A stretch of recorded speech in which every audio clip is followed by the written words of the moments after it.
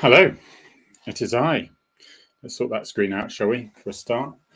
Welcome, everyone. Hopefully you can hear me all right. I've still got a computer which I borrowed from the Dark Ages. I'm just grateful to have it, but it just doesn't have Bluetooth.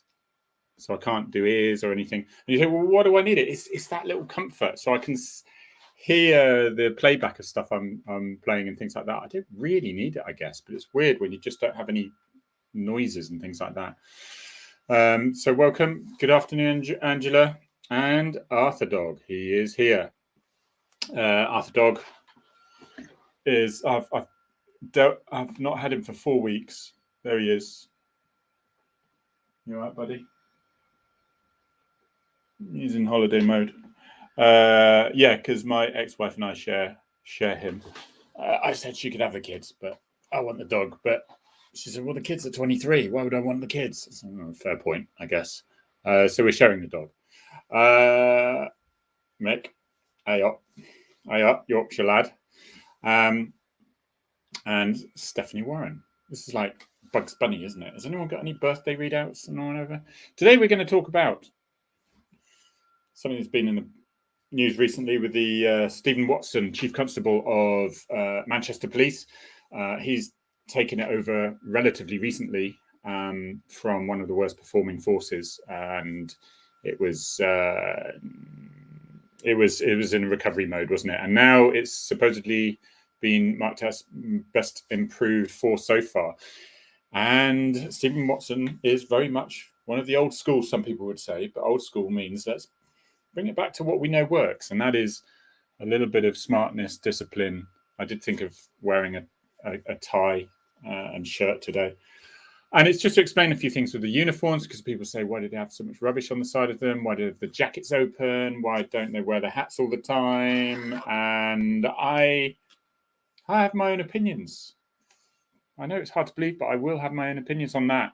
And I can run through them, because I was a bit of I like my uniform standards, but for a good reason. I think it was a very good reason. First of all, though, thank you. Andy, I know who you are. Let's have a look to see what's been in the news recently. More importantly, my Twitter account. Well, great example of finding the facts. Now, here it is. This is the slower computer, so I will give it plenty of warning that I want to open this page. Devon and Cornwall Police said, following work undertaken between both forces, Professional Standards Department's Mersey Police have issued the following statement in relation to the inappropriate image from a dating app that's currently circulating. Well, basically, that image was a police. I could reenact it for you if you like, but I wouldn't like to put you off your dinner. And that is, he was stark naked under his clothes, like we all are now. But he had a police cap there, and he had something else. Oh, he was wearing a vest, utility vest or body armor. I can't remember what it was. And he had his face mask, but his Tinder, I presume, ID, I wouldn't know what they look like, was there for seeing. So the usual candidates of people purporting to be very important people who are very critical of, and want high standards. Nah. They're little trolls. They dig stuff up all the time. It's the usual culprits all the time. Some of them have the word doctor in front of them. I don't know doctor of what, but doctor of mischief and nothing else better to do. And so they stir this all up again and say, this is terrible. What are you doing about this, Devon and Cornwall Police? Because isn't it Devon and Cornwall Police's uniform? Well, it was a question of whether it was Liverpool or Devon and Cornwall. And guess what? It was about 2 years old, I believe it was. And it certainly wasn't a copper. It was not a copper at all. So there's a typical example of maybe have a little look before you start getting on your soapbox, being almighty and all right. These people will come crashing down because they have to be so almighty, also so sort of higher than everyone else, and criticizing people first chance they can. They're like little tabloid newspapers. You get them on Twitter a lot. It's a toxic place. and I have nothing but contempt for them. Can you imagine that? And so, yeah, basically, same old people, boring us to death. I was going to say something. I couldn't remember what it was. But anyway, we'll go back to this. It was related. I was just kicking my soapbox down from underneath, back underneath the desk again. Yeah, so well done, Devon and Cornwall and Mersey, for putting that to bed very quickly with Twitter accounts. Always a worthwhile to do that, and that's really what Twitter can be good for, isn't it? Really. So, okay, so it's a little bit something going on in the comments here. Stone Valor, a la Kinky, Stone Dwellers. What's going on in the conversation room? Seem to remember it was a friend of a cop that had gotten hold of his uniform without the cop's knowledge. Oh yeah, no, I can imagine that, and used it for Tinder or whatever. Stupid people. Anyway, we'll go back to the main thing. I'll just give the computer plenty of warning. Yeah, it is frustrating. It's the same old people all the time, and I wish they would just grow up. This, I've got to say, I was never really into this, but I've been casually watching women's football over the past few weeks and realised, you know, that thing where it's in the background, you go, oh, that was a good shot. Oh, that wasn't just a lucky shot. Oh my God, they're not falling around injured all the time, over dramatizing every little, I can say broken nail because that's what the men's game is. And the thing I hate it in football is that there was very much sort of, well, they were asking for that, you know, he was going to fall down there. And so basically the pundits are applauding people for faking their injuries, saying, well, the person who tripped him up deserved it, you know, that sort of thing. Recommend you watch it. It's on, I think it starts at 5 o'clock tomorrow afternoon, Sunday afternoon. So I really recommend you watch it. Women's football, they're doing brilliant. It's the final. And they're bloody good. I very rarely stick non-police stuff in and non-Cornwall stuff and stuff about Arthur and whatever. That's always worrying when it's done that. I didn't want it to do that.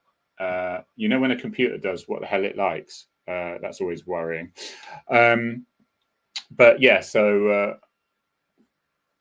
the litter grabbers, and basically is a massive net thing. I don't know how it does it, but it's basically soaks up all the litter from the seas, the oceans, and I think it's finally done 1,000th of here we go, the ocean cleanup.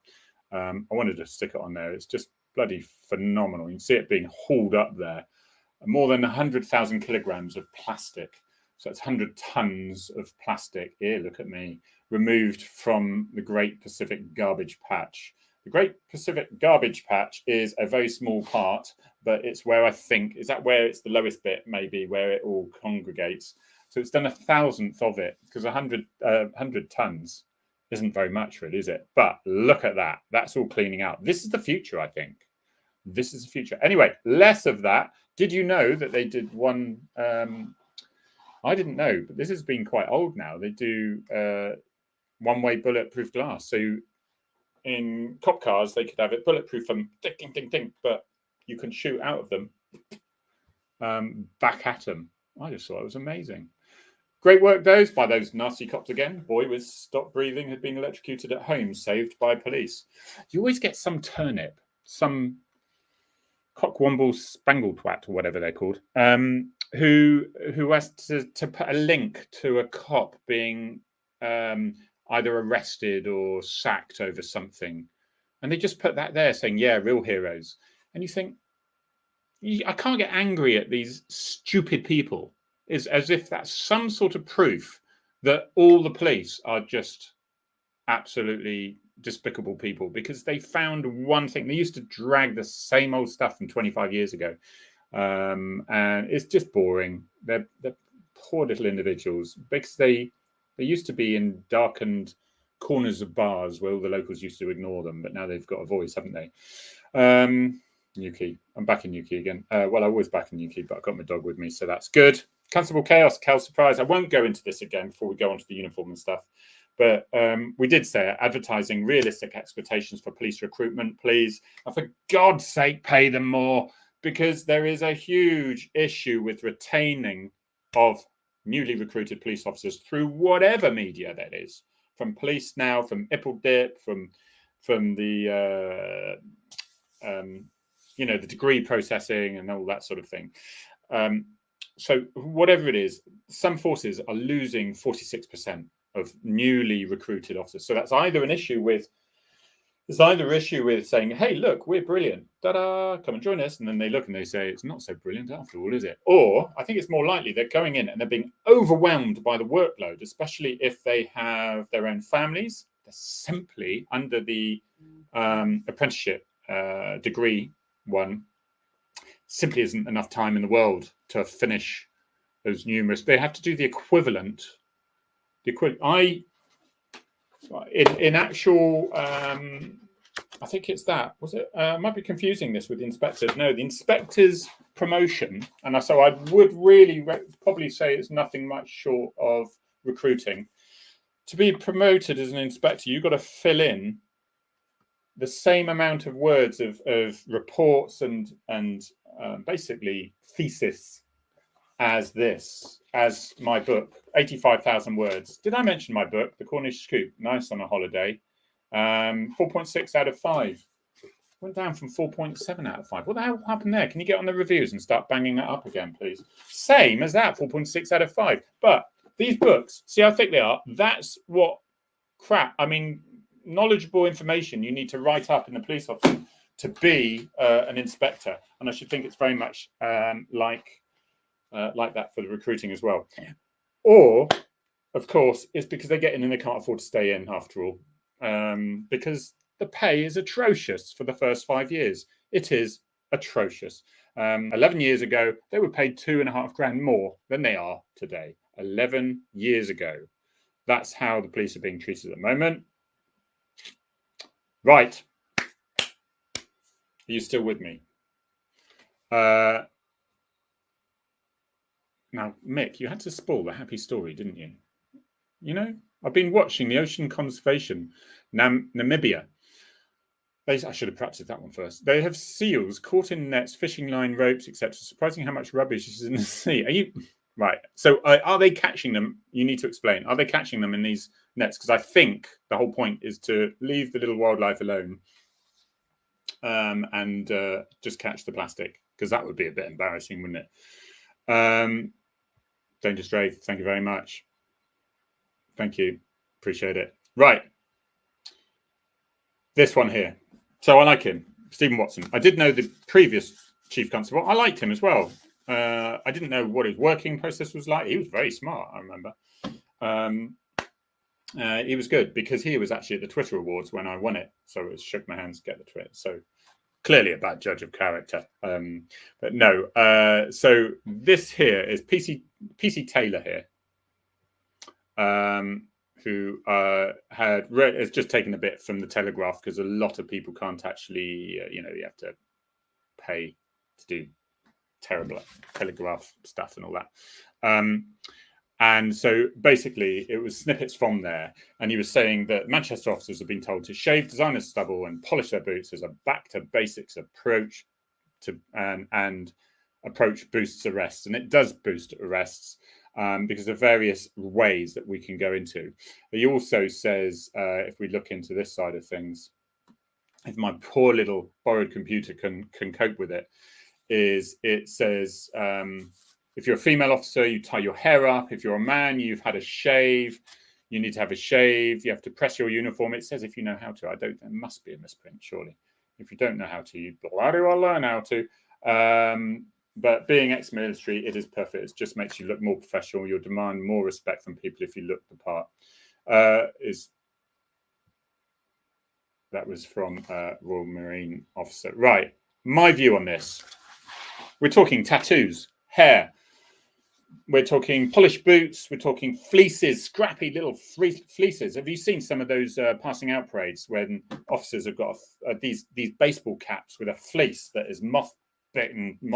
It's just their baggy trousers and their unpolished boots, and you think, do they feel proud to represent their force and to go out into the community like that? Do they Eck? It was absolutely embarrassing, and I didn't retweet all that stuff because I didn't want to. It was no reflection on those officers concerned. They were being set up to fail.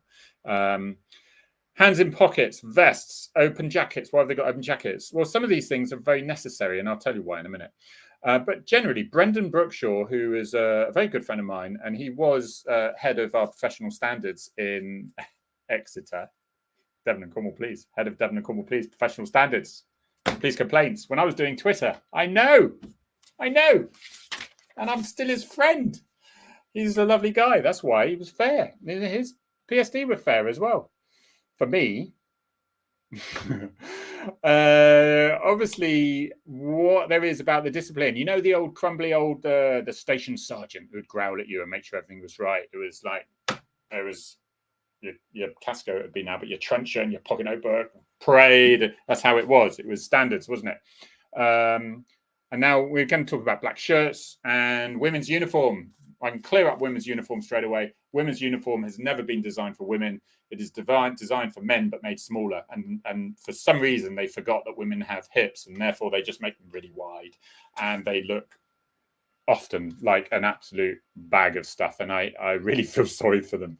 They do best with what they can. Right, tattoos. Personally, I think in 2022, not many people are horrified by men or women wearing tattoos, having tattoos. I think they're slightly horrified, or they don't expect a professional person. I'm just going to say it as I can because I can. It's done with them down the neck and with them on the face. It's not who I wouldn't feel very comfortable with someone coming up to deal with my burglary. You'll get those people saying, well, why not? Why not? It just doesn't look professional. It doesn't look smart.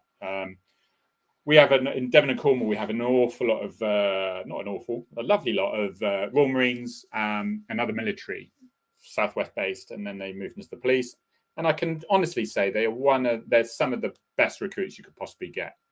They are worldly wise. They've gone through a bit of shite in their life. They've maybe gone through a divorce. They've maybe gone through a few stresses, bit of depression maybe. They've fought through and got through to the end. So when they actually are speaking to the public, they sort of understand, they get it, and they can offer some reasonable advice to them. So they're absolutely superb. Bit of streetwiseness as well. Know how to handle conflict as well. And I don't mean with a massive frigate war machine.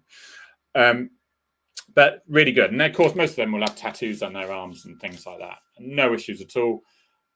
Some forces say you have to have them all covered. I don't think it's really necessary in today's society. When your grandmother says, "Oh, I think I'm going to get a tattoo for my 80th birthday," it's different. So I haven't got a problem with tattoos as long as it's not in your neck and your head. That's my view. What are you thinking out there?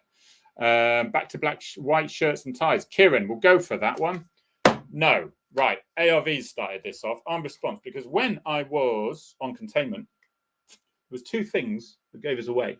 We would have a boiler suit, get into there, and we'd have all our vests and rocket launchers and stuff like that. And out the top, you could see a white collared shirt. And that white collared shirt, as you look through the bushes or along the street line, ba-ding, ba-ding, ba-ding, they stuck out like a mile. What also stuck out like a mile was my engagement ring, my wedding ring. All right. So immediately got divorced. No, I took that wedding ring off, and I did lose it, honestly. But because when they showed the film of training, and in a sunny day, it went ding. It was a beautiful little golden glistening night of me in a scrim net in the bushes with a lovely golden sparkle. So they gave us black shirts, and they just gave the ARVs black shirts. With the black shirts were £6 each instead of 19. The byproduct is you didn't have to iron them. They dried very quickly. They cooled you off very quickly, very aerated. We liked them. They were good. So much so, everyone else copied. White shirts, they do look smart. I think ARVs, armed response units, are dressed properly like they usually are, to be honest, I think. They look smart as hell. You've got to look aggressive. You've got to dominate. You've got to actually take charge and make them think they don't want to take you on. If we turn up in a pink tutu dress, they're going to take you on. If you turn up like a bag of crap again, they're probably going to take you on. Because if you look like that, you're probably like that in there as well. So smartness, just as Steve Watson says, it's that state of mind. You look after the little things, the big things look after themselves. It's that old adage, isn't it?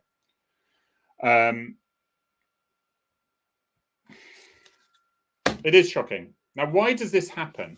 Before we move on to other things, why does this happen generally? I think it's because there's very few senior officers now. I mean, when I say senior officer, I mean senior PCs, senior sergeants. I think it's going to be, is it a third of all police officers are going to be under 2 years or 3 years service? I think it's even worse than that. So you haven't got that senior PC. You haven't got the sergeant of the section is usually someone who's been in for 3 or 4 years. They're an acting sergeant, and they can't growl at their colleague to say, "You look like a mess, bull your boots," because they're going to go, "Shut up, Johnny. I'm crewed up with you tomorrow as a PC again."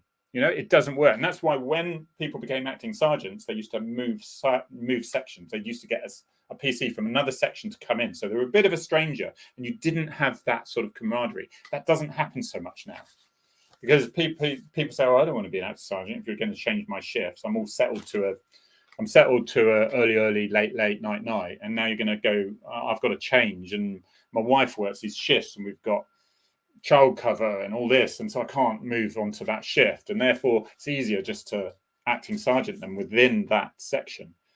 And there's becoming fewer and fewer fully fledged sergeants who have got those old standards. That's the problem. Now there's a story. Mick, as you're probably all aware, was a dog handler in 1905, I think it was, Mick, wasn't it? Sorry. Caught someone in a pink tutu once when I was with Ben. Ben, it was not his friend. It was his dog, his German Shepherd dog. You do sort of informally have ranked senior constable. I don't think so. I don't think it's going to solve the problem by calling it something else or whatever. You're still not going to have senior constables. So hair, women, always a dangerous subject. Notice I've just named them men and women. People are going to be playing this back and going, "Wow, this must have been in the 1970s when they were talking, when there were only two sexes." Yeah, there really are. Believe me. Anyway, so women, they were told to have their hair tied back because it was very easy. In a scrap and melee and whatever, you grab anything, they will grab anything they can. And if they can grab a nice long ponytail and swing you around like that, that is really dangerous. So you had to have your hair up, and it was all in a bun, and it was much more tight to the head and whatever. Now, I think women officers are the only ones now, if they still do, they have a tight bun. I don't think anyone apart from a headmistress from the Victorian ages. Apologies to everyone who has a tight bun. Mick, do you have a bun at the moment? Since when have I ever been careful? Oh, there's quite a few now. Oh, steady. So yes, indeed. So so there's a very good reason for it. And I knew someone who was a really nice police officer, really whatever, but the hair was like all scruffy, and it's almost becoming a fashion show. And it's a lot of people have mentioned heavy makeup, really heavy makeup. I'm going to stay clear of that. It's just a personal opinion, isn't it? And I don't know what else it's got to do with policing. Those individuals make themselves up as they do. That's their choice, I guess. And we can't make everyone suit everyone's preferences, can we, really? So it's hair. I think it's got to be up. It's got to be controlled. It's got to be, but within reason. I think the world is a lot more liberal than it was, wasn't it? Somebody actually mentioned it, and it was actually a former military guy said, "Well, I think we should let people dress as they want now. We're much more inclusive. It involves diversity and all this sort of thing." I'm saying, well, are you saying that other diversity doesn't include smart people? You get scruffy people and smart people in all areas of civilization. Whether you're gay, straight, Sikh, if you're a Muslim, if you're Cornish, whatever, you'll get scruffy asses and you'll get smart. And I'm sorry, if you're in the police and you're turning up on my doorstep, I really would like you smart. As 2 police officers turned up my doorstep yesterday, bloody smart. I was impressed, really impressed. And then they cautioned me beautifully and took me away. No, they didn't. They didn't. But really smart. Well done, Newquay Police Station. They might be the only 2 smart ones I know. I don't know. But I looked at them. I thought, done yourselves proud. They probably thought this was coming on the next day. Boots. I find it quite therapeutic. Military taught me how to do that when I was at Sharp Mile Police Training College. Really therapeutic to just get that ball shine on there. Just make sure they're not dirty old skanky. I was guilty of this a couple of times in my latter years, and I had to shake myself out of it. But things come on, you finish work, and you go back and you come back to your locker, and you think, oh, my boots are a bit rubbish, but I've got to do this. Okay, I'll hide them under the desk for a minute, and then I'll clean them later, and then you got to rush out to a job. And I had to get out of that habit. 30 years in, I was telling myself off. But if I had a sergeant or an inspector there saying, right, what do you call them? You need to come in earlier and get that sorted.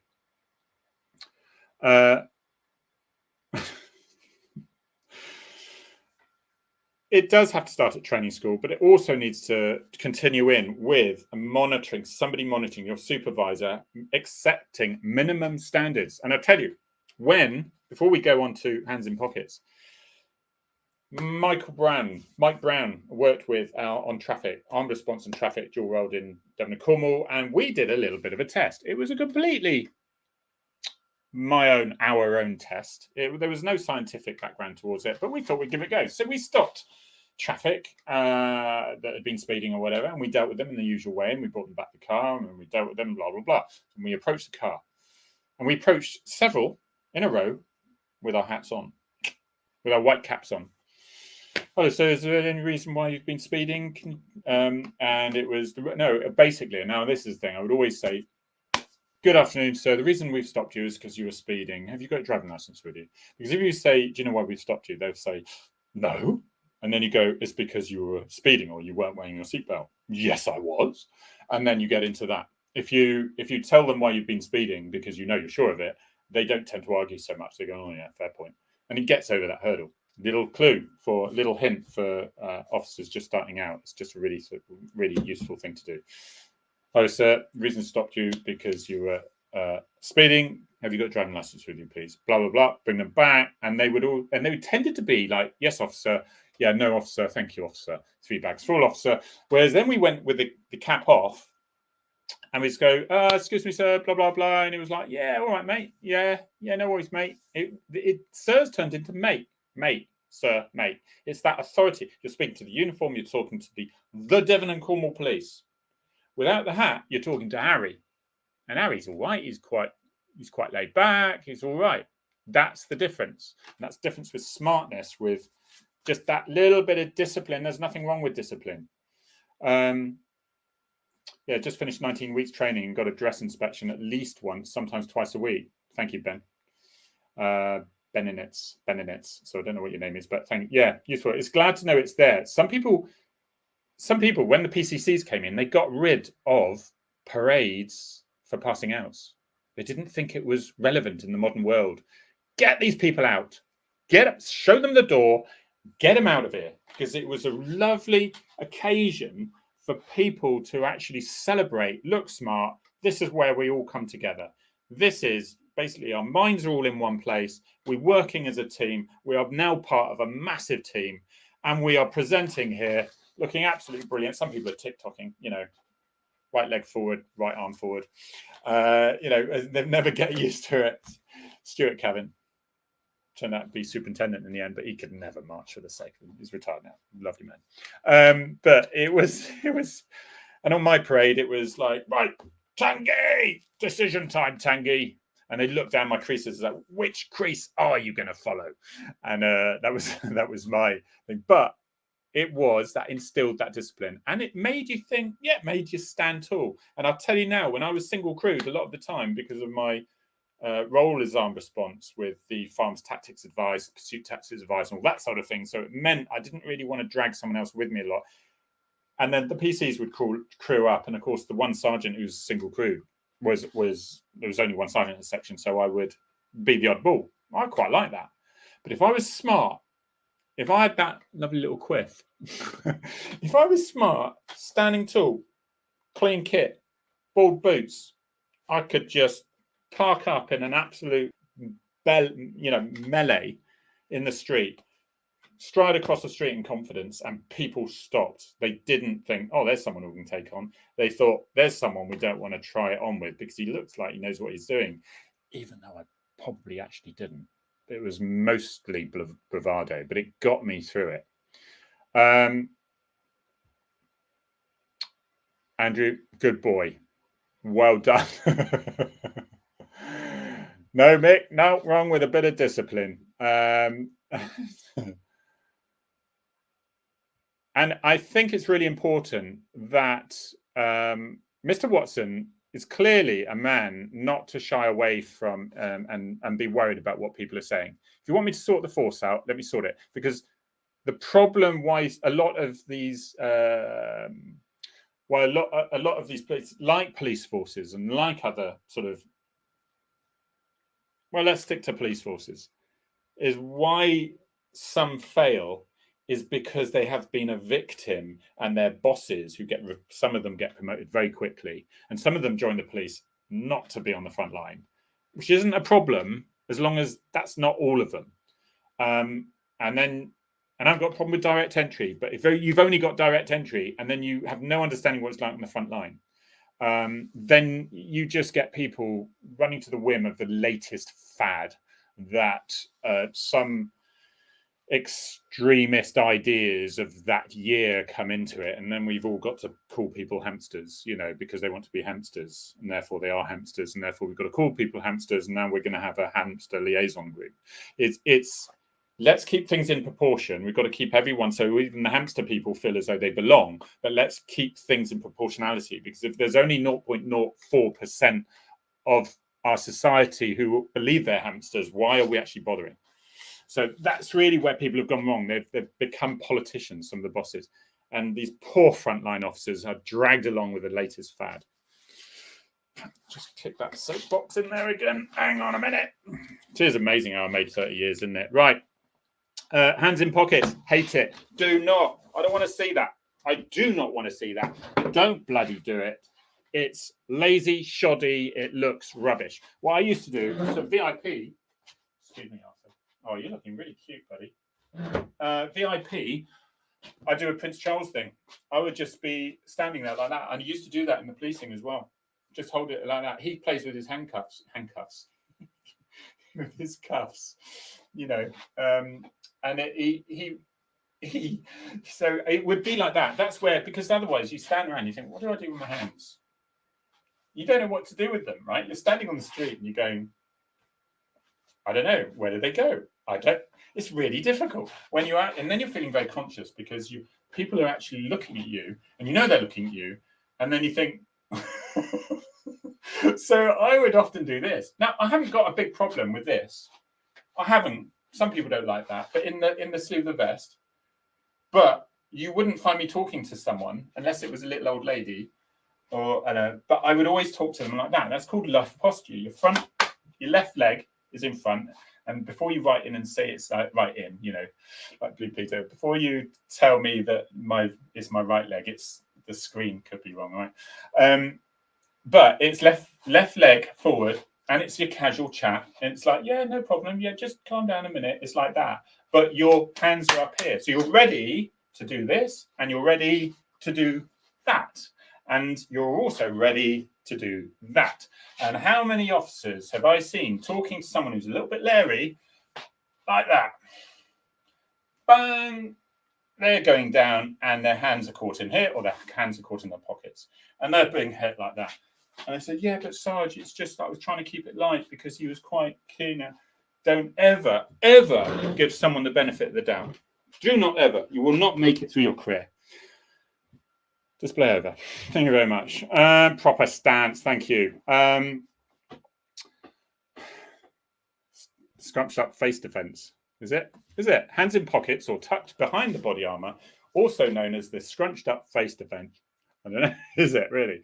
I don't know. I think it's fine sometimes if you're not all doing the Prince Charles that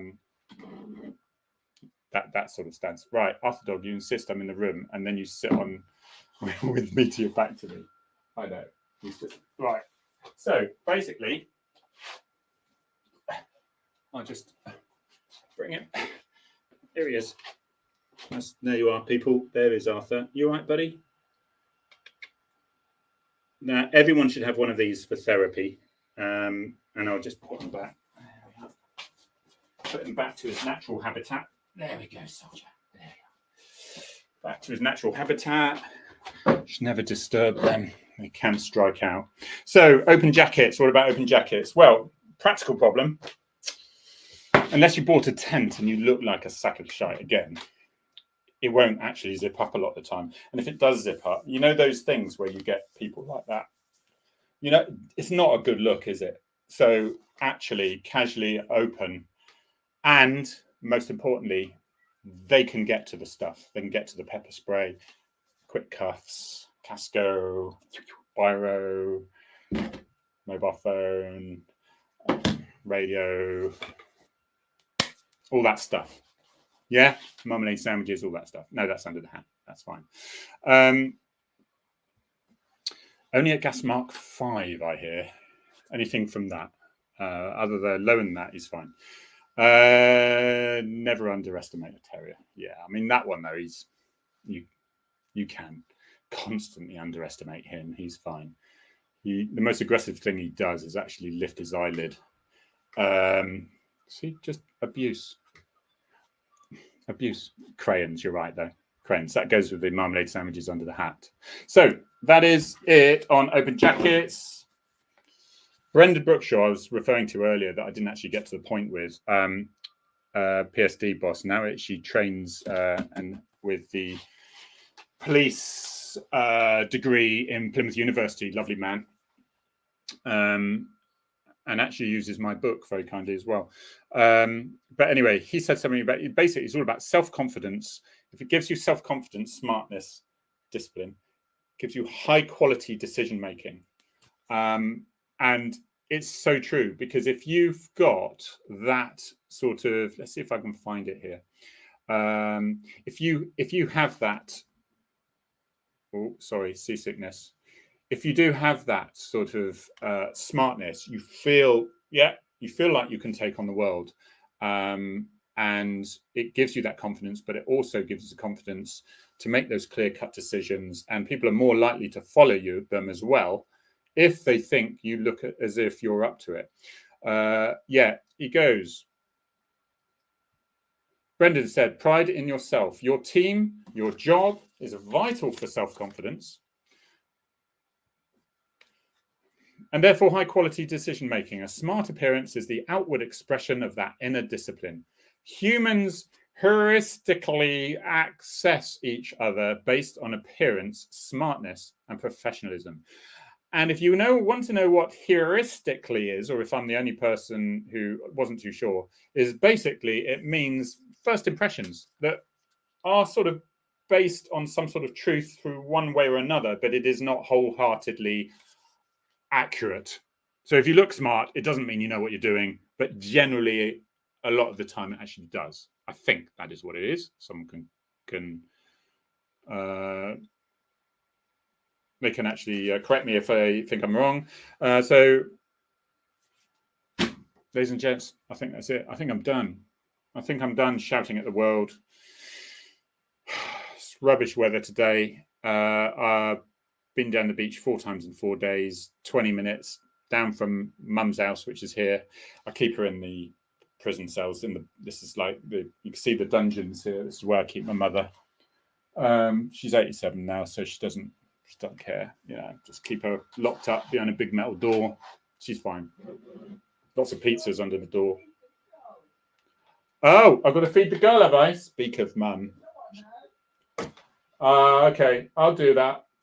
She's talking about Cyril the gull with a dodgy leg. this is what my life has come to. I'm feeding injured seagulls. How would you feel if you were crewed up with someone wearing rainbow laces? How would I feel? I'm all right with it. That's fine. That's fine. It's proportionate. It's whatever. It sends a message. It means that they're appropriate by people. They're approachable by people who perhaps have watched some of the propaganda where they think police don't like gay people or something ridiculous, when in fact a large proportion of them are in fact gay, of course. I will leave you to it because I've got to do some checking out to do. Everyone, thank you very much for joining me today, and I look forward to seeing you next week. Hopefully not with a wobbly keyboard, and hopefully with my keyboard that will work. Thank you ever so much. Got to go. Cheers.